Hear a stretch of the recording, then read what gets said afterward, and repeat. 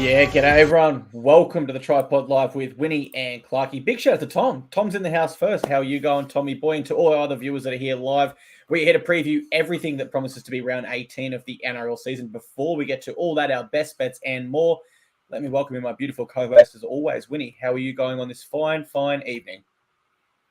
I'm pretty good, thanks, mate. I'm literally dropping a bet right now so people can copy that on Dabble. Nice. Literally as we speak, because I'm going to share our best bets in a second. We did go 1 and 2 last week, the mixed matchup at least, and we lost the same gamer. And I want to say straight off the bat, I'm not happy with the best bet record this year. I think 27-24. I'm not going to sit here and disrespect the intelligence of our audience and try and spin it to be a positive. I think pod followers expect a higher win percentage, and so do I. And over a long period of time, it doesn't matter how good you are, you get bad runs or mediocre runs. And for me, a mediocre run is a bad run. So all I can do is assure people I'm never kind of comfortable. I never sit back on my laurels. Best bets are always my highest priority and focus. And I have got 3 that I've thought long and hard about for tonight. Nice. 3 best bets. I love it, mate. Well, let's roll straight into that. Let's go into our best bets. What have you got for us this week? Yeah, I've got so many notes for games tonight. We've got 8 games, so we should just get into it. Let's not muck around. So my 3 best bets, I'm taking an under. So I've got under 39.5 at $1.81 in the Storm Panthers game. Now you find that under total points 39 to 45. Next best 38.5 $1.90, but I do like that extra point for the potential of a field goal in this one because I think it could be that tight, and I think Penrith's defense, you don't need to say much about how hard they are to get past. And I think Melbourne at home, close to full strength, will also present a really big challenge for Penrith. Of course, still no Nathan Cleary. Then I'm going the Cowboys to win both halves, which is the bet I just dropped on Dabble, $1.88. You can copy at Jacob Win, and you can use TryPod if you need a Dabble account. We have a code for them as well. And I think it's the revenge spot. That's the biggest reason at home. The Cowboys are flying now, whereas West Tigers have got to go up to Townsville, no Luke Brooks, no Apasai Coruscant. It's a hard ask. So I do like the Cowboys, and that was my favorite way to play that one. And then I'm going the Finns again in the Brisbane Derby, which is at the Gabba. I'm taking plus 5.5 first half at $1.90 on Top Sport because I think if the Dolphins are going to get their game plan right and get their performance right, it starts with the opening 40. Can't be blown off the park like they have been their previous 2 outings. I understand the Hammers moved to centre, and that actually had a little bit of a market impact today that I can discuss. But all in all, Marshall King should be back. The the Broncos are missing Flegler, missing Ricky. And I'm just hearing, no, the Reece Walsh tribunal still going on. So if we hear, if he's out, it sounds like he's going to be out, but that has not concluded yet down in Sydney. So several reasons why I think the Dolphins will hang with Brisbane, even though I understand Brisbane are going to come into that game desperate too. Mate, I'll be honest, I had a post ready for guilty or not guilty for Reece Walsh. I fell asleep waiting for the result to come out there. So, people that follow my page missed out on that one. Mate, love all 3 best bets. That's the way I'm leaning with my tips. All that fits within that well. At the Gabba, plus 5.5. So just a 6er from the midfielder there. I don't know about AFL. My friend says you don't call it a 6, you call it a goal. But let's jump into the round. We've got Thursday, 7:50 p.m. We're at PointsBet Stadium for the Sharkies v Dragons. We'll get the lineup for that one in just 1 second. No changes to the Sharkies side. For the Dragons, Moses Sully out, Tautau Moga in. Ben Murdoch, Masilla back row, Winnie. Jack Bird out again. You have to wonder how bad his knee is this year. He's been in and out. And Couchman moves on to the bench there. Oh my God. That line is huge. Minus 18.5 for the Sharkies. This is giving me Kiwis v Jamaica World Cup vibes just about. That's such a large line. How do you see this one? I think you're going to tip the Sharks, but is that line a bridge too far? Well, yeah, it's tough, isn't it? That's why the line makes it interesting. We're no point sitting here and us both saying why the Sharks are going to win. We've got to talk about it in the context of the line. I'm going to do a little sidebar on Ben Hunt, the latest, right? Because there's now a stalemate and the Dragons are playing hardball. And I just ask myself, and I'd like to know any Dragons fans who are following along, maybe the Mad Dragon watches our show. What's the best outcome for the Dragons? Like, it's good to hold your nerve and to be stubborn to a degree, but play hardball if it gets you a better negotiating outcome. But don't let it hurt your future. I wonder if the Dragons can't get compensation from Brisbane for releasing Hunt for the rest of the year and get compensation from the Titans for releasing him for the next 2 years, because they both are going to gain, those two Queensland clubs, if the Dragons do release Ben Hunt. So I feel like both should compensate. You save that cap space. As I said before, you never know when the next star that's can't get a run on spot becomes available, like your Nico Hines, your Matty Burtons of the last couple of years. Get that big cap space, but also get some young building blocks. Maybe, just maybe, the Dragons can get somebody who can really help contribute in a couple of years' time, because the Dragons are not winning the comp in the next 2 years. You want to be better placed for the future. That's how I see the situation, but I'd be very interested in how others are seeing it. I know that a common observation of the Dragons right now is that they're just a mess, and this Hunt situation is part of the reason. My hesitation is that the Dragons actually played pretty well against Souths. You know, there's 3 tries in the final 4 minutes that makes that score look close, but for 76 minutes, the Dragons played well. And I know Souths were depleted, but it was something. And then St. George were not good against the Warriors, but I did think that result had a lot to do with how good New Zealand were. So I'm just not quite ready to say that the Dragons are a total and utter basket case and have no chance. So that's kind of why the 18.5, could be a bet for some people, but they'd have to be braver than me. But then I look at Cronulla, they're off a bye. In fact, I'm going to call it a bye and a half, because they had a bye, and the previous week they played the Bulldogs and they put 48 on and never got challenged. Minimal origin disruption. Rudolph could even be back. You mentioned St. George are missing Bird and Sully. Like, those aren't great players, aren't the best players, but if the Dragons had a realistic chance of an upset, you need those guys chipping in, which they won't be. So I definitely think the Sharks are in an almighty position to pile on the Dragons' recent pain. But from a betting perspective, it is kind of obvious, isn't it? Everyone's going to be on the Sharks. Everyone's going to have multiple Sharks players in their same gamers. So I'm just saying why I think there's still a chance that the Dragons could have a little bit of fight left in them. That's the reason I'll be passing on this one. I can see Matty Blanche on Facebook says, we'll settle for a week in the Whit Sundays. And Matty, I believe you're a Dragons fan. And if I'm correct, you might want to do the same around September, because no offense, mate, but you won't have much footy to watch to do with Dragons there. Just looking, you said the Sharks off the bye. Their last bye, I believe, was in round 6. They came back after that and they beat the Roosters. And then they did have another bye, in round 13, where they lost to the Broncos and were quite disappointing. So mixed form there for the Sharkies coming off the bye. Look, ultimately, I think you'd be insane to tip the Dragons here, and I don't think many people would push back on that. I look at the Sharks' record against bottom 8 teams this year. Their only loss to a bottom 8 side was the Dolphins, who we know are probably towards the top of that bottom 8 bunch and can beat a lot of great sides on their day. The Sharkies beat the Dragons early this year 40-8 at Nostrada Jubilee, where at that stage, the Dragons had won like 4 out of the last 5 there. Can't remember the exact stat, but they had a really good home record up until that. The Sharks have also won their past 6 in a row over the Dragons, and the Dragons have not beaten them at PointsBet since 2018. Every single stat here, every single thing we know about recent form says the Sharks. Mulatalo has got 20 tries in his past 20 at PointsBet, and Blake Brayley plays his 100th NRL game. I am keen on Sharks 13+, maybe a Brayley anytime try there. I think that would have some value in his milestone game. That'd be cool to see. And Mulatalo with that record, and with the Wiki's data prediction tool, he's also the most likely try scorer this round. So there's certainly 2 options there. Look, I just think if I think Sharks will win 13+, can I tack another try onto that, another converted try to get it to 19 to cover that line? I probably can. I probably can, if I'm honest. The Sharks have been really good against bottom 8 sides this year. Once they get that roll on and the Dragons begin to, stop that fight, and they know the result's gone in the first 20, I think this one could be a bloodbath. So I will tip the Sharkies at that line, even if it is a huge one. Friday, 6 p.m, it's the Warriors v Rabbitohs. We're at Go Media Stadium in Auckland. The line is set at -2.5 in the Warriors' favour. For the Warriors, Mitchell Barnett is back in. Marata Niokore is out. At this point, those two are just swapping with their suspensions, it seems. For the Bunnies, Cheekham is in for host. Harvili and Big Shaq Mitchell join the bench. Now, that line is really interesting, Winnie, because if we had this game 3 weeks ago, it would be the opposite and it would be larger.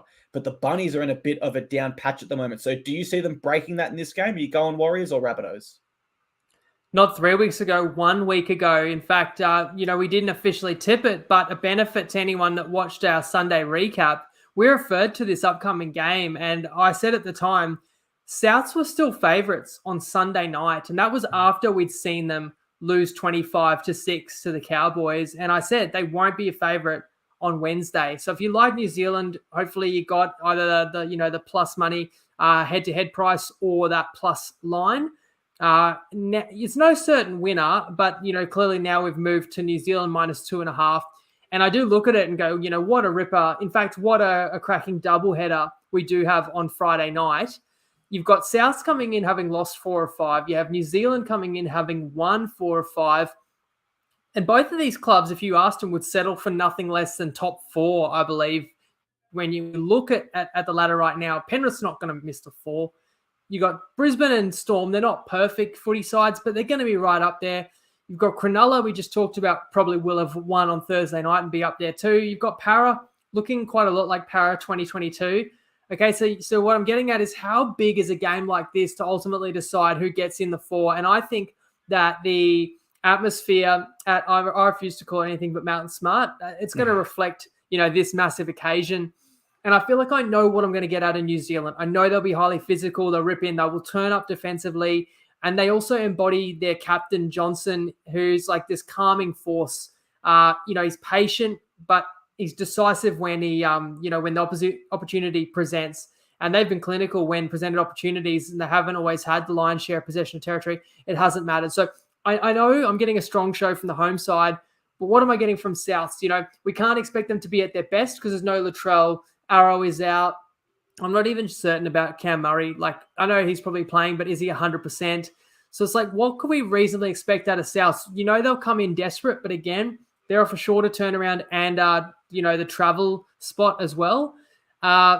So I think New Zealand has to be favoured for this reason. And I've got to be honest, I gave 3 best bets. There were other games I was really close. But we're not going to panic just because it hasn't been strong best bets results. I'm not going to try and win it all back 1 week. So I left a few alone, including just simply New Zealand -2.5. I don't think would have been a bad bet. I was that close with it because I kind of know New Zealand comes in and plays an 8.5 out of 10 and makes the opponent work really hard to beat them. And it's up to us to all decide, do we think Souths can play a 9 out of 10 or better? And what kind of likelihood is that? And you're going to need big performances out of Cody Walker, Damien Cook, Cam Murray, and some of the middle forwards to at least play the Warriors even in the middle of the field. I'm not sure they can. That's why I'm predicting New Zealand wins. And I want to get your thoughts as well as your take on Toppy actually feeds into my lean towards New Zealand as well. Nice. We'll get to the take on Toppy. I'll go through my thoughts on this one. Love the call from Jeremy. He says, Warriors game as a sellout must be worth 2 points. Let's go Warriors. It is indeed a sellout. It sold out last week. That's how keen and rowdy this New Zealand crowd is. Just please don't streak the field again, guys, when your team's trying to make a comeback. Don't do it. Don't hurt them. But for me, this is a real make or break for the Bunnies. And if they lose this, it'll be 1 win since round 12, and that win would have been over the Titans. And you know what? This sounds crazy. If the Titans beat the Raiders, we would actually go into the 8. The Rabbitohs would drop out of the 8, which is, you can't fathom it. They were first only recently. So it is a real make or break in the context of their season. I'm going Warriors. Their record in New Zealand just simply has to be respected. And when we look at road trips for Australian-based teams, and there's no bigger than New Zealand. You've got to go through customs. You've got to do all that. You've got to get on a plane, go overseas, etc., etc. Without another layer to the Rabbitohs attack, without Latrell Mitchell there, with just Cody Walker, I think they will struggle against the Warriors, who have had really good scramble and really consistent defense for a lot of this year. Recently, the Rabbitohs have won 13 of their last 14 against Warriors, and Warriors have not beaten the Rabbitohs at this stadium since 2012. Now, earlier this year, I read into a lot of those facts, but I completely dismiss them now, Winnie. This is a different Warriors side. We have to admit that. And so the stats that don't look pretty like that, I throw them out the window now. That is a Warriors side that was of the past. This is a new Warriors side that looks every bit a top 8 side and possibly a top 4 side this year. For the Rabbitohs as well, this is what I look at. So round 11, they held the Tigers to 0. Since that, in their recent 5 games, they've conceded 36, 33, 28, 36, and 31. So defense is not a strong point of the Rabbitohs season at this stage. That's a lot of points. That'd be about an average of 30. So I'm going to tip Warriors here, and I'm going to throw in Marcelo Montoya as my anytime take on Toppy try scorer. $3. Sorry, you got me there, Jeremy. $2.40 is what you can get for Marcelo Montoya on Top Sport. That's aggressive odds that they're offering. And it is also, it can be used as a single, or you can place that in a multi at $2.40. So if you like the Warriors in this one like we do, could be one to consider right there. And he's closer to $2 than basically every other bookie. And thank you, Nahi. Kindly points out, even as the words left my lips and I saw your expression, I questioned, hang on, Sean Johnson's not the captain. But Tohu Harris, when he's on the field, is the captain. But you guys know what I mean. Johnson's the leader. And this team seems to go as he does. And you called it a couple of weeks ago, Clarkey, that he could be a Dally M pick. And I think if you could bet on him like that, he'd probably be the favorite at this point. I've got him at second currently. I've got him second on 30. I've got Payne Haas on 33 points. However, Payne Haas has been suspended, so you must deduct 3, which puts Sean Johnson equal first when we get towards the end of the season. And yeah, I get it, Nahi. Thanks for saying that, mate. But that is the beauty of us being live here. We're going to make little mistakes like that and things that, otherwise seems obvious, but you just slip up sometimes when you're live. Friday, 8 p.m., we've got the Storm v Panthers at Marvel Stadium in Melbourne. The line for this one is really close. It's set at -1.5 in the Storm favour. For the Storm, not too much movement. Munster and Tui Kamikamica return. For the Panthers, all their origin players return. Now, I want to ask, Winnie, does this feel like a blockbuster to you? Because typically we get the Friday 8 p.m. games. Without Nathan Cleary, it diminishes a little bit. But do you still view this one as an absolute blockbuster? I can't even get the words out right now. Must-watch footy. You got there after my third turn. How do you view this one? Absolutely, mate. The fact that Cleary's not there in some ways makes it more intriguing because how can Penrith, who's everyone's competition favourites right now, deservedly so, get 5 origin stars back and still come into a game as an underdog? Which does tell you a lot about how Melbourne have looked in the last 3 weeks as well, and it doesn't hurt when you get Cam Munster added into any side either. So this is an awesome matchup. As I said, 2 great ones on Friday night. And looking at Penrith, like that, a shaky start to the year, people saying, they can't replace these rep players. This year it was Kikau and who else they lose? Coruscant. And, the year before that it was Matty Burton, Kurt Capewell, probably 1 or 2 others I'm forgetting as well. It's like multiple rep players leaving each year, which is the salary cap working as it should. And they're still the pinnacle in the competition right now. And I was highly impressed with their performance against the Knights, as was Christian Welch, who I want to touch on again momentarily. So we say no Cleary.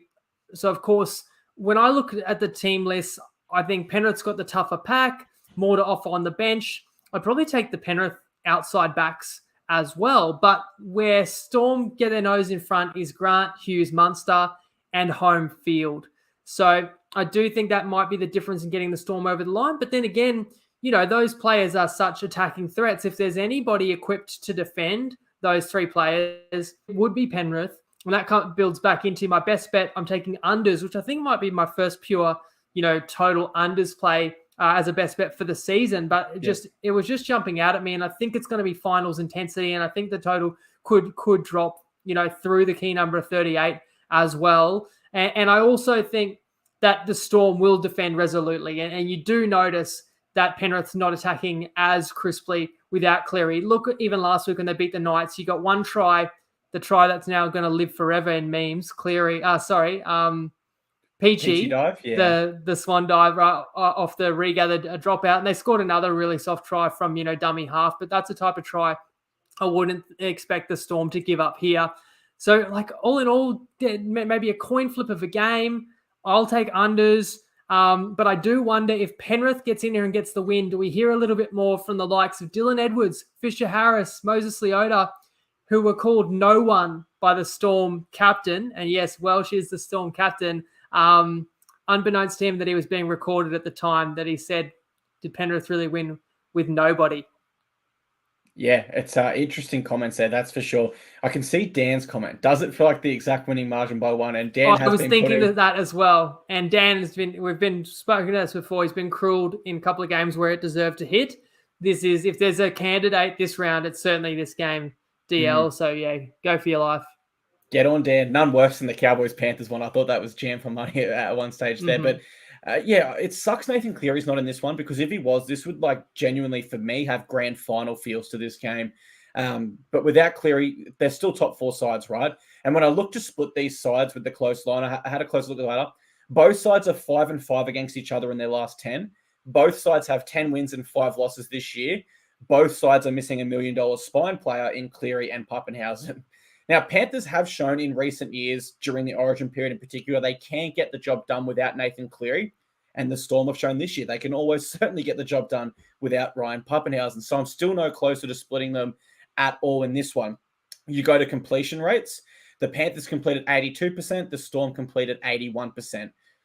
The only really stat I could find of significance, and even so, it's not so much. Storm have won 16 out of 19 against Panthers in Melbourne, but this is the first game they've played each other in Melbourne since 2018. And we think Panthers' side of last few years cannot really be compared 2018 and behind.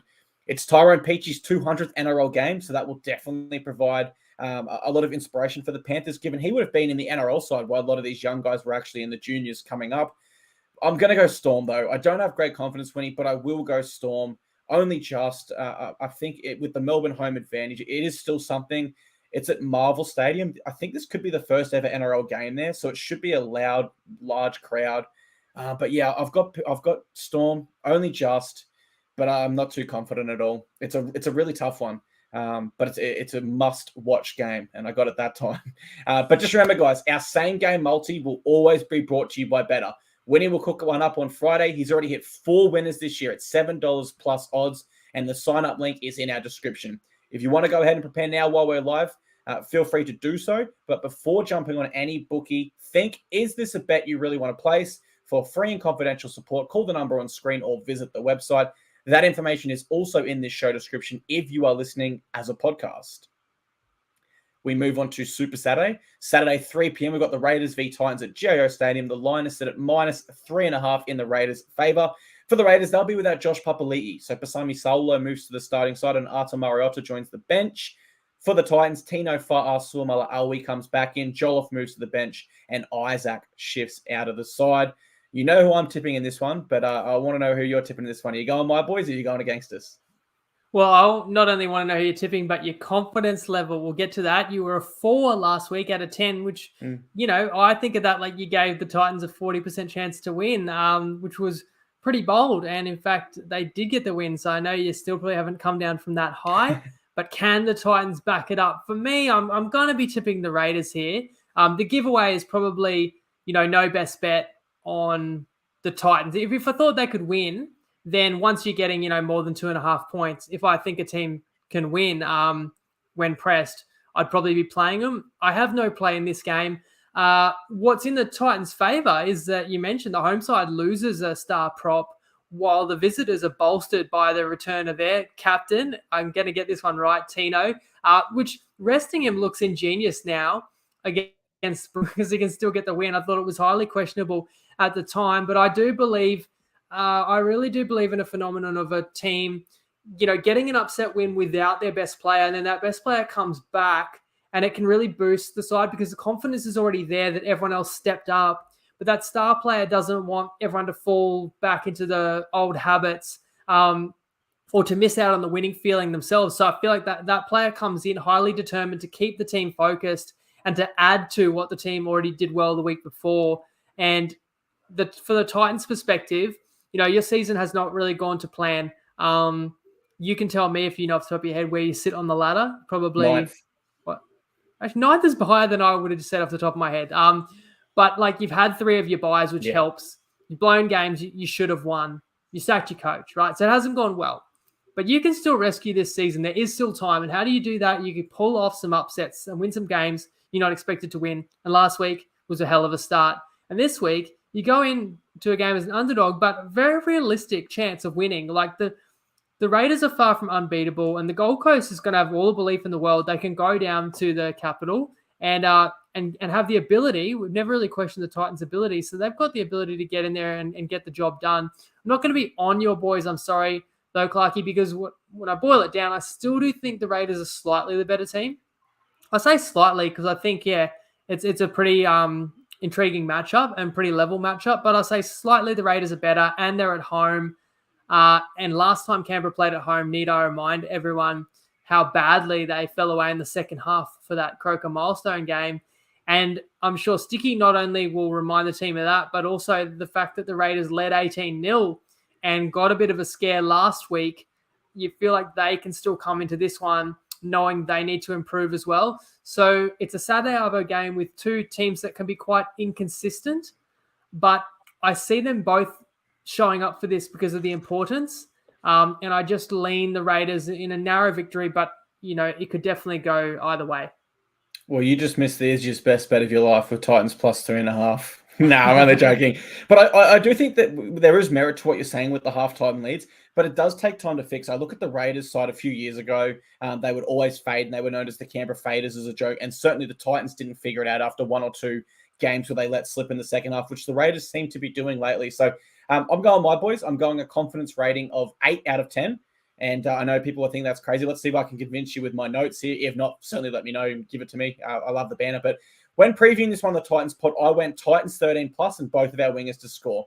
I expect a tight battle in the middle, but without Josh Papali'i, who might not currently be the Raiders' best forward, he is still their leader, their spiritual leader, if you will. The younger players all go with Josh. Without him there's a big gap. And with Tino Fa'asuamaleaui and Moeki Fotuaika in huge form, we can win the middle of the field, and I think we will. Our outside backs have so much more speed than the Raiders. It's not funny. I can't imagine Alofiana Khan-Pereira getting touched by anyone in that Raiders backline. Chris isn't that fast. Hopewadi isn't. Croker isn't. Tomoko he's strong and little, but he's not that quick. We have them covered for speed. And so if we win the middle and we do shift it wide, certainly there are big opportunities to score in my mind. Now, Canberra have not changed their play style since we last faced them in Canberra. It's the same. It's tough. It's gritty. It's not very pretty, but it is hard for 80 minutes, right? And last time we played them, we blew a 22-point lead. So in that game, in my opinion, we've shown we have the ability to go against Canberra, and our style does trouble them. What we didn't have at that stage was the ability to play 80 minutes. And that's the question mark. Do you believe the Titans have gotten over that hump? If you do, then our record here speaks for itself. We've scored more points than the Raiders this year, and we've conceded less also. I know they're higher than us on the ladder, but if you look at the for and against, we are, I wouldn't say performing better than them, but we are scoring points and we are defending better. They're getting these wins in tight games, and I don't think this one's tight. I think my team will win by 13 plus here. I think you'll see both of our wingers score. However, the stats do say Raiders are 7 out of 8 over us recently, and the Titans have only won 2 out of their 5 trips to Gio Stadium recently. So stats are against me, Winnie. Am I too optimistic? Yeah, I don't know. Well, the funny thing is, we changed our system with how you tip the Titans games because you were tipping the Titans with your heart every week. Yeah.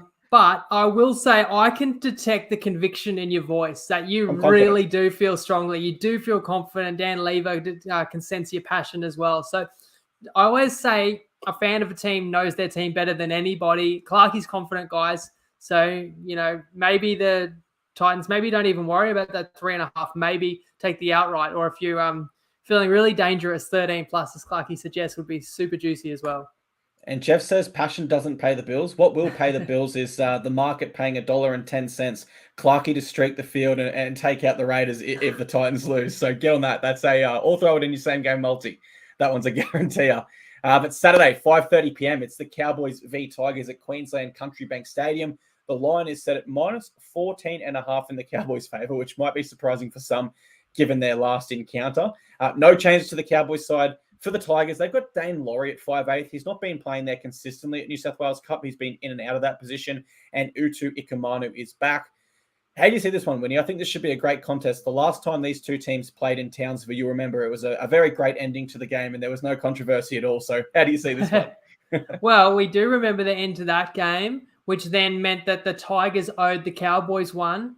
They got it. They got the one they owed them, that's for sure. Leichhardt, humiliating the Cowboys with a 60-piece. And that's the biggest thinking that goes into my best bet here, which is Cowboys to win both halves, $1.88 on Dabble. That has to be the first thought that crosses your mind, the revenge factor. Now, Taumalolo's in the reserves. At what point is Todd Payton just trolling any super coach, owner, or punter?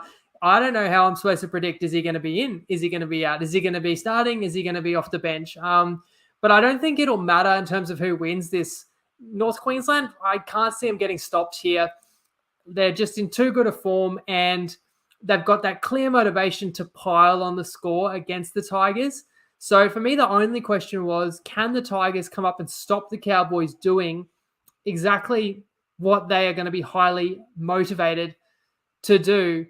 And look, Laurie at 6, so Tyler back in the centers. I think that's an improvement in attack. I think that's questionable in defense. Not that I've watched Laurie like a lot in New South Wales Cup to see how he goes in the defensive line, but I question that.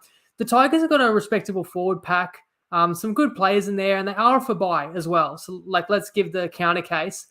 The Tigers know they're going into a hostile environment and that the Cowboys are in their best form of the year. So what you can say about the West is they're not going to be shocked or surprised when the Cowboys come out ferocious in this one. And another reason you might take Tigers is that they generally, and this hasn't always been the case, but they generally haven't given up in games that they've fallen behind. So if you take the plus of the Tigers, you have got some fight back. So it's not a certainty that the Cowboys are going to crush West. It's never that easy.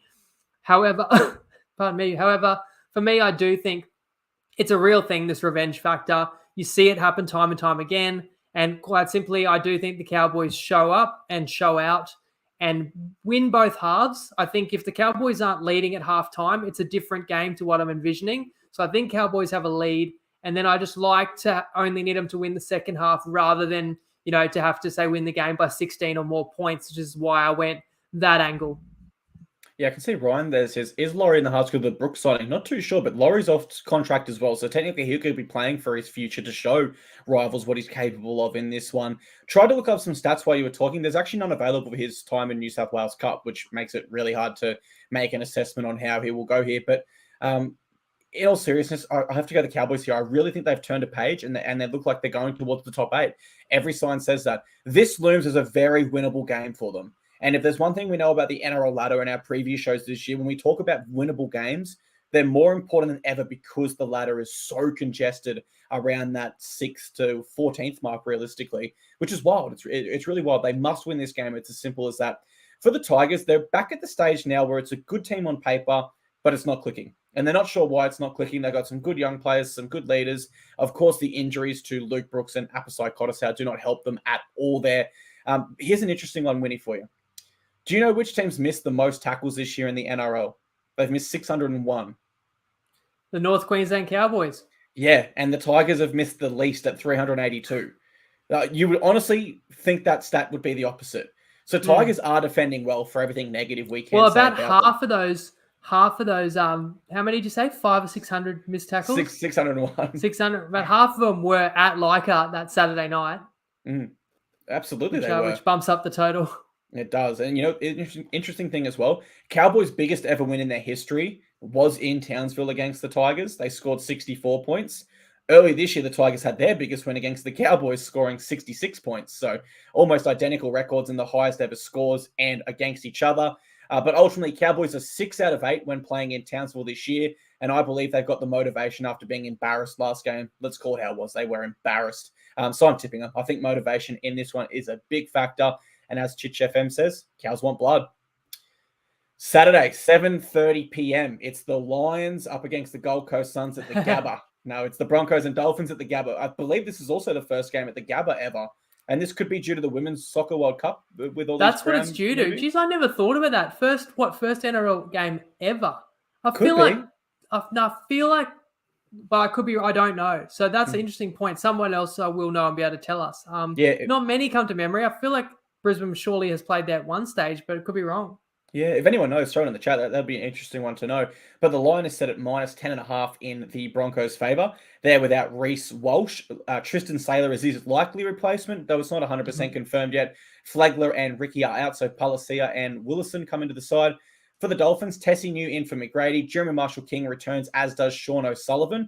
And my notes here at the time say Nikorima to the bench, but we now know Nikorima will be at fullback and Hammer will be at centre. Do you like that change? And are you tipping the Dolphins here? No, I don't really like that change. It occurred about an hour ago, and I was checking the markets because I'd already kind of done my deep dive on this game, and I was even leaning to Dolphins 8.5. I should remind people I've ultimately gone first half line plus 5.5, $1.90 on Toppy, but then I saw the line was getting to 10.5 in places as it is on Toppy now. And so I'm like, someone must be out for the Finns. I've got to check this, check. I'm still happy with my best bet. And then I realized it's not someone's out. It's Hammer moving to centers and Cody Nikarima moving to fullback. So it's a weird move, but Wayne Bennett's not going to do something suboptimal for this week. He's not going to make a change for the hell of it or to experiment or something that hurts them in the short term when this is like their biggest remaining game of the year. So if Wayne Bennett thinks that's the right rein to pull, then for me, it shouldn't really hurt the Dolphins' chances of winning. You can think, well, it's not what I would have done, but you can't think that it would be a downgrade. Like Aiken got torched. I was there in person against the Eels. So obviously they wanted to strengthen up that left center spot. And they've actually done well this year with Nikarima in some games at fullback. And you had to slot Sean O'Sullivan into the halves with Marshall King, likely returning this week. Otherwise, they probably wouldn't have released all this information that Hammer's not fullback, because this is all dependent on Marshall King being back, which is another reason why I am going to go the Finns. Of course, I do remember last week that they got absolutely towed up when I was on them for a best bet. But that's part of the reason why I think they're a good play here, because I think, that sometimes off your most humiliating loss, and in fact, the Dolphins have conceded over 100 points in their last 2 games, is sometimes when you get your greatest effort. And clearly this is a big game against Big Brother for Brisbane. Look, people are going to start questioning, and I don't think this is actually fair yet, but people are going to start recalling how Brisbane fell apart after the Origin series last year. And they're going to look at a couple of Brisbane's recent matches where they were losing with 5 or 10 to go against the Knights. They did pull that out, and they're losing with 5 to go against the Titans. And we know they couldn't win that. And they were big home favourites for both those games. And it doesn't get any easier. You mentioned Walsh is out now. For what it's worth, I can understand swearing at the ref. I can understand you want to stamp it out and it's not acceptable at any level. Not going to get into whether or not he said it to the ref. But Jerome Luai pushed a touchy in the back right, and he didn't get anything. I don't know if it's because it was a few days for Origin. I don't know if it's because he's from one side of the border, Walsh from another. I'm just stirring people up. But just some food for thought there. But so Walsh is out. No Ricky, no Flegler. They're injured. Capewell is still injured as well. So these are my reasons why I like the Finns. The counter case, like in the Brisbane's favour, is that they can still get their season well and truly back on track. They're 10.5-point favourites here. They've got a bye next week, so they're going to want to put in a strong effort before their next bye. Then the Broncos have the Bulldogs. The following week they play Souths, but it's on the Sunshine Coast. So this is actually a very manageable month of footy. And what worries me about my bet here, because no bet's ever a certainty, is how emotional Kevy was on Sunday after that defeat. You know he's going to challenge everyone in that locker room to give everything on their new temporary home. I don't know if we know if Brisbane's played the Gabba before, but Lockie Hall says it has hosted 11 international tests. So assuming that's league tests, not union tests, including, well, the last one 70 years ago, Australia beating New Zealand 8-2. So there you go. So you're probably right there, Clarkey. So a completely unfamiliar surroundings. And it is different, I think, playing on these AFL fields. Sight lines can be different. I think that could be a hidden advantage in my unders play for Penrith Storm. And I think here it could keep the game closer too, where teams could just come out maybe a little bit more conservative. Just, it's different for the kickers as well. Going back to Redcliffe, the Redcliffe Kings, as we sometimes call them. I also know that, Bennett is going to be able to motivate his team here. I have this suspicion that, looking at how the season has unfolded, it seems to me that the Dolphins really front-loaded their effort, their focus, and maybe their preseason regimen to be as strong as possible in the opening rounds of the year, which makes a lot of sense because that's when all eyes were going to be on them. And that was where there was an opportunity to really win over some fans and get people behind them. And now that they've fallen flat recently, you do wonder if that's a result of their own doing. But I just refuse to believe that they're going to fall in a heap for the rest of the year. I think the Dolphins are going to have a few big performances left in them. And I do think that this is one of them on Saturday night in the derby. And Jeremy makes some great points there. He says, has the Dolphins season finally putted out? You touched on that there. Me quickly. I would say no. I would say no side under Wayne Bennett has ever truly putted out or dead in a season. He's just not the sort of coach that would let anyone coast through a season regardless of their stature in the game. He literally stripped Wally Lewis, an immortal of captaincy back in the day. He's always been that sort of ruthless coach. And the Gabba crowd, another great question with Jeremy. I think I'd be speculating. I'm not too sure how that will affect it at all. But I'm going to tip Dolphins here. I'm going to tip them outright. Don't get me wrong. I can see why they're big underdogs. And I think that line is ultimately fair. But my assessment and my bold tip, if you will, is Dolphins to win here because the Broncos will be underdone. Without Reece Walsh, that changes the way they attack. Big time. He's second for try assists in the NRL this year and I think first for line break assists. So they lose something there. They do gain Tristan Saylor, more of a running fullback at this stage, averages the most run meters of any player in Queensland Cup. Flegler and Jordan Ricky are two big losses. Flegler's been really underrated this year. You don't get picked for Billy Slater for the Maroons, and he wasn't in most fans' predicted sides unless you're doing something right. And Jordan Ricky's one of the most improved players. Dolphins almost beat them last time, and they were genuine excuses for that game. Genuine excuses with the massive injury toll they went up against. Now you're telling me they've got their halfback back for the game. They've got their hooker back, and they've got Tessie New back, who was in great form against his former club. Broncos attack struggled last week. They only scored 2 tries. Last year, it was round 20 where their season really unraveled. I don't think they won a game from there. We're in round 18 now. I'm not going to go as far to say that's going to happen again, Winnie. I think that's a bridge too far. They do look a different side this year. But this game does mean a lot to the Dolphins. It means more to the Dolphins than it means to the Broncos. And the Broncos might not know that, but subconsciously it does. And I can tell you that because last week it meant more to the Titans than it meant to the Broncos. And that's why we got the win there. Broncos were better in every single statistic area than us, but it meant more to us. And I think this one means more to Wayne Bennett and the Dolphins. So I'm going to take them here.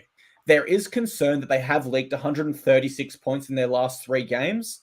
But I think Wayne Bennett is experienced enough to strip it all back, get back to training, get back to basics, focus on the defense, make the changes he requires, such as Nikorima fullback and Hamaso to the centers.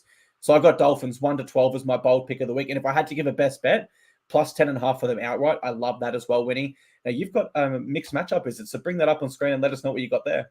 Yeah, that's right. So my mixed matchup is they're going to build in those 2 sides that I like on Saturday, where I like the big favorite, North Queensland Cowboys. I'm going to take them to outscore the Broncos. So the Cowboys will set the total in the twilight Saturday game, and then the Dolphins will have to defend it. And look, I think Saylor is a solid backup for Walsh, but no Walsh.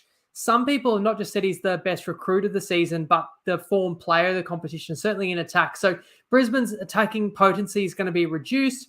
And then there's forwards out that, evens up the matchup. Therefore, I don't think that the Dolphins are going to get steamrolled. And if you're worried that this bet is going to rely on the Dolphins' defense, I just think that it wouldn't be that hard for the Dolphins to improve their defense because it was so appalling last week.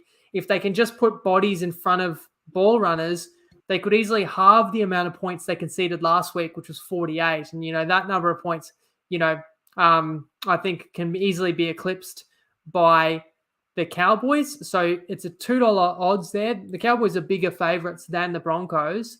And I've got more faith in the Dolphins than I do in the Tigers. But it's a double up that I really like on the back of winning last week where we had no right to win, but we did. Maybe that's going to turn the tide for us with a bit of fortune. And you can have up to 200 on that on Toppy if you need a top sport account as always. There's a code there for you, TP Live. And just to add to the way Wayne Bennett can turn teams around defensively and why I love this mixed matchup so much, let's go back to 2020 State of Origin series.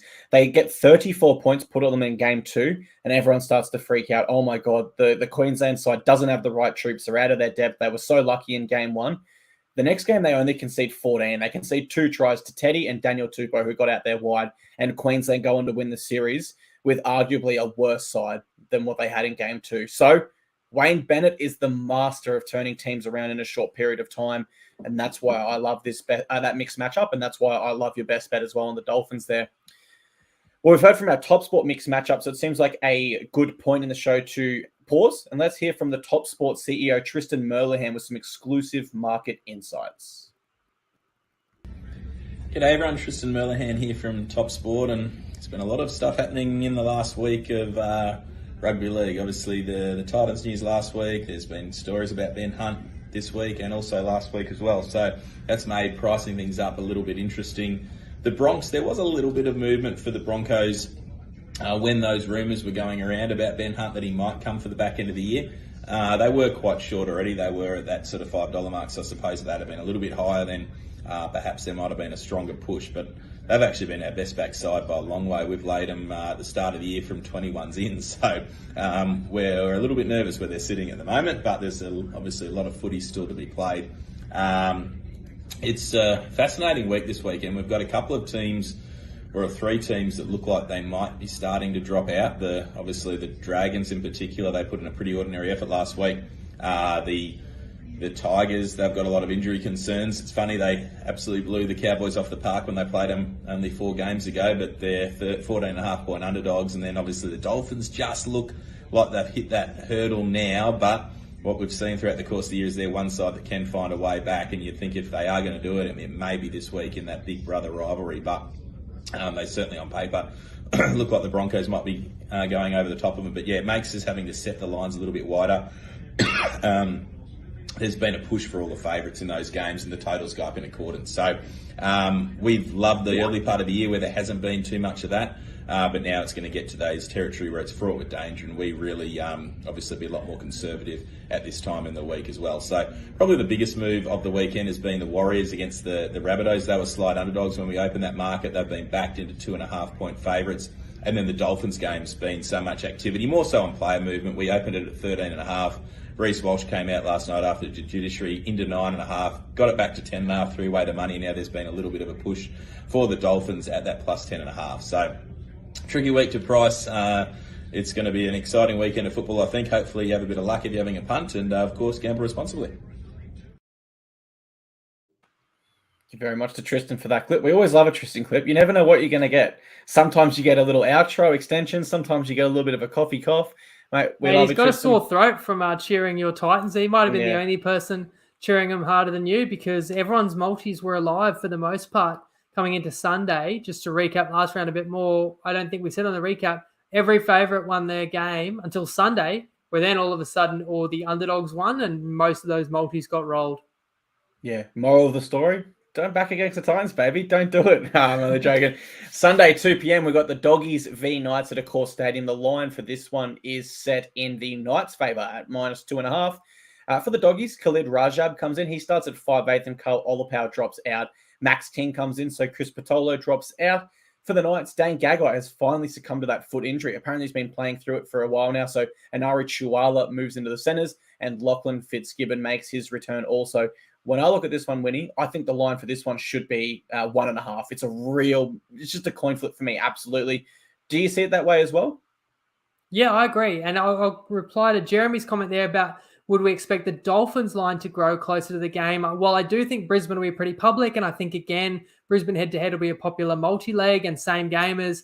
Look, Brisbane hasn't covered the line the last couple of times, and I think people are aware some key players are out more so than Walsh. So I do think 10.5 is the high point because the Dolphins have shown they can pull some upsets.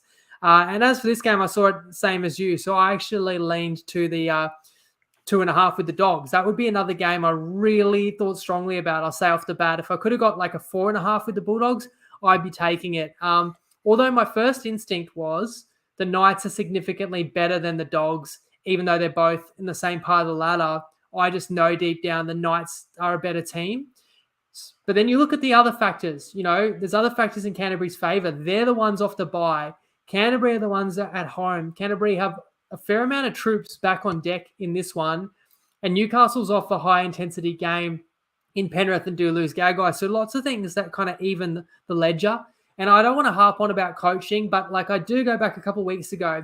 The Knights were stronger than the Roosters and at home and favourites, but it was O'Brien versus Robinson. He got out-coached and he lost. And the Knights were stronger than Penrith, just about on paper, or pretty evenly matched.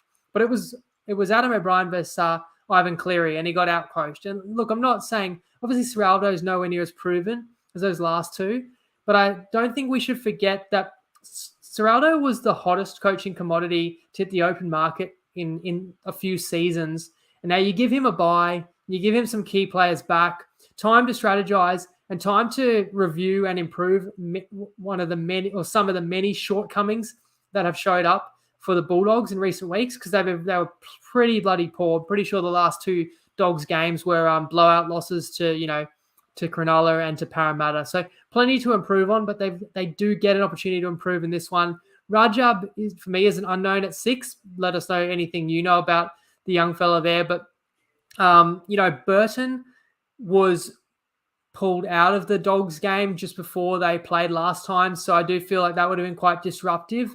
And his combination with Marnie, I think, is legit, one of the most exciting combos in the comp. I know that Ponga is in great form. He's an absolute handful. I'd like to know who people will be picking for the Queensland fullback. I mean, Brimson was 18th man, and Ponga, maybe there's an understanding that he'll stay out of it this year for his health, but you couldn't begrudge Billy for giving it to Ponga, because Ponga's form, he's been one of the most exciting players in the comp in recent weeks as well. So let us know what direction you guys would go there. But I guess final point from me, you guys know that I've been a strong believer in Newcastle, in the sense I believe they're better than most people probably know. And yet I still lean to the Dogs, and I do think it's anybody's game here. It was very close to a best bet. Yeah, the only point on Kalen Ponga was he officially withdrew himself and told Billy, I don't want to play this year. I just want to focus on the Knights. So I think that does.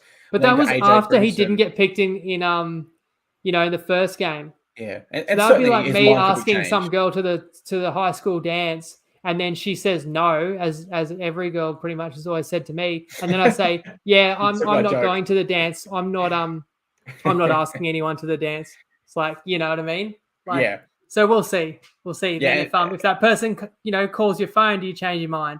Yeah, don't forget you get $30K for the dance as well, playing State of Origin. On Rajab, I've got 11 games in New South Wales Cup, primarily all at 5'8", for 3 tries and 6 try assists. And it's worth noting the last time Doggies were coming off the bye, they lost to the Roosters 25-24 in Gosford. That was in round 14. I said at the start, I think this is a real coin flip. What makes it a coin flip for me? It's a tough game to pick, because both sides are kind of heading to that territory where they kind of are starting to come to realization they're probably not going to play finals this year unless something goes their way. So the question is then, how do you split them? And for me, I go to the Knights and I think, do the players want to play for Adam O'Brien? Because if they do, and if you look at these sides on paper, absolutely they should be beating the Doggies in this one. They should be, with what we know about the Knights. They've shown us a little bit more this year. But maybe they don't want to play for Adam O'Brien. We honestly don't know. Titans last week sacked our coach. I'm not insinuating anything, but then they come out and win without him in a game where they probably shouldn't have won against the Broncos. So there is merit to that question. Do the Knights want to play for Adam O'Brien? And how they respond is ultimately going to determine his coaching future and whether it's extended beyond the end of this year. On paper, I think Knights are stronger. They've won 4 of their last 5 against Bulldogs, and Bulldogs have only won 1 of their last 5 games at Accor Stadium. Both sides have exactly 5 wins this year.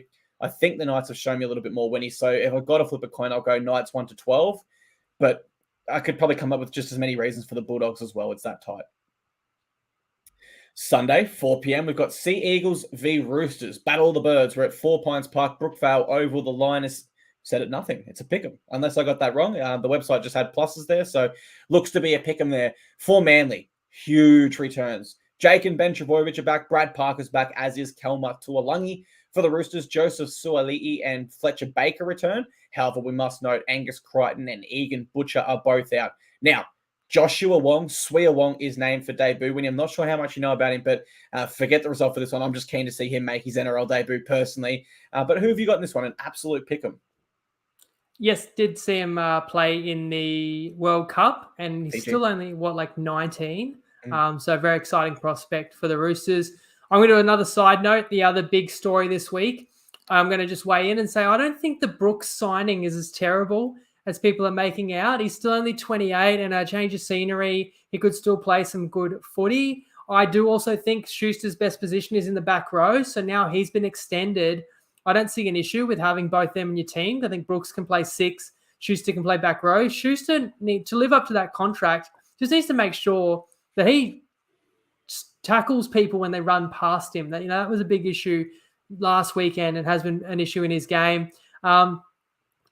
of all of Manly's moves this week, I guess the one that could bite them the most would be letting go this young, highly touted Fayunu, which, it is curious that you'd let this young prospect go, but I suppose you've only got so much cap space. He might have been demanding a higher paying deal. And I don't know, Highest does paid Manly... teenager of all time, Winnie. Highest paid teenager they've ever paid. He already is. Yeah, they signed him But he hasn't big coin. He hasn't played first grade yet. So he's going to need even bigger deal. Yes. That's what where's he going to go? Really rate him. West Tigers. He's going to meet with Benji Marshall this week. That's where he's likely headed. So that's pretty exciting. And Manly fans are going to hope that he doesn't turn into the next Benji Marshall or whatever. But maybe Manly sees their premiership window as a bit sooner with that, DCE in the back end of his prime. You can't win a premiership unless Tom's healthy. Let's just say that Tom Trbojevic can put together another healthy season. He's in his prime right now, as are, most of the squad. So maybe the timeline doesn't line up with Fayunu. But anyway, I just want to set some Manly fans' minds at ease. Like, you got to trust in Seabold. It's not like he's going to come to a competitive club and make poor signings, make poor decisions, lose a heap of games and leave town with that club in ashes. That wouldn't be Seabold. So you'll be right there. And Jake Trbojevic back this week is definitely a difference maker. Tuilagi, as you said, on an edge. Brad Parker to the games at Brookvale. And I referenced Manly's loss to Melbourne last week. They were really in that game for 60 minutes before they fell away. We were said in the recap, we thought they had a chance to win in the first half. So Manly's not a complete mess. And the Roosters are no Melbourne right now. They did mount a fight back against Canberra. But we discussed that game in depth and the Chooks' shortcomings in the recap, as well as their losses, which include Egan Butcher. Nat may return this week, but Crichton also out. Swalii back, as you mentioned. This is another potentially great game to end the round if both sides show up. So they've been a bit inconsistent and they're both, the bottom 8 on the ladder. But I want to know, is there anyone watching us now who thinks either of these teams are going to make the 8? Maybe one or two. Maybe they're fans of those clubs. But I'll tell you what, there's nobody watching right now who thinks Manly and the Roosters are going to be in the 8. So you know that you have to win this game to keep your season alive. The loser will have an absolute mountain to climb. Therefore, I see a lot of desperation on both sides. And people often ask me my tip, even if I don't give a best bet. I'd tip Manly, but it is that tight. And that's despite, the fact that one side's coached by Seabold, the other by Robinson. For me, it goes back to that home advantage, Brookie, DCE in a close game, and maybe a little bit more cohesion in that forward pack with Gerbo back.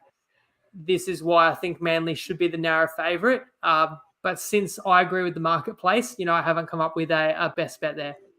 It's a really tough one to say confidently either way, so completely get the best bet one there. For what it's worth, Roosters had a very similar record last year and at this stage of the season went on to win majority of their games and push for that final spot.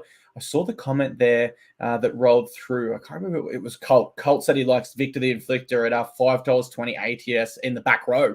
I like that as well. He could be a back row like Cotter or Murray, where we know he's a lock, but he slots in well at back row there. And the reason why he's playing at back row, I think, I'll get to in a second, that is Joshua Wong. Now, Joshua Wong, real name Swea, nickname Joshua, awesome player. The Roosters New South Wales Cup side has only won 4 games all season. But despite that, he is still averaging 150 plus meters and 94% tackle efficiency, which is right on NRL numbers, if not better, for a lot of back rows, particularly 20-year-olds. Now, where it gets interesting, he moved to lock 4 weeks ago from back row to lock, and he's now averaging 229 meters. He's ran as high as 264 in the middle of the field there in New South Wales Cup. So I'm really, really keen on seeing Swea Wong debut here. I think those numbers give a little insight into everyone how special he could be. And obviously has played internationally for Fiji as well, as Winnie said. But onto the game, I have Manly here due to their their inclusions here, particularly Jake Trbojevic. I think Brad Parker's an underrated inclusion, as is Tuilagi. I know I've been really critical of Manly this year, particularly after their losses, but Roosters is probably the only side you can say I've been more critical of because there's a lot of games where they should win with the team they have on paper, and they just haven't. Honestly, unless the Roosters were versing like the Bulldogs, the Tigers, the real sort of bottom dwellers of the competition this week, I'd be tipping most sides against the Roosters. I know they got close to the Raiders, but that was just a Raiders performance where they're just going to win by enough. They've done that so much this year. And outside of that, I thought the Roosters have been really, really underwhelming this year.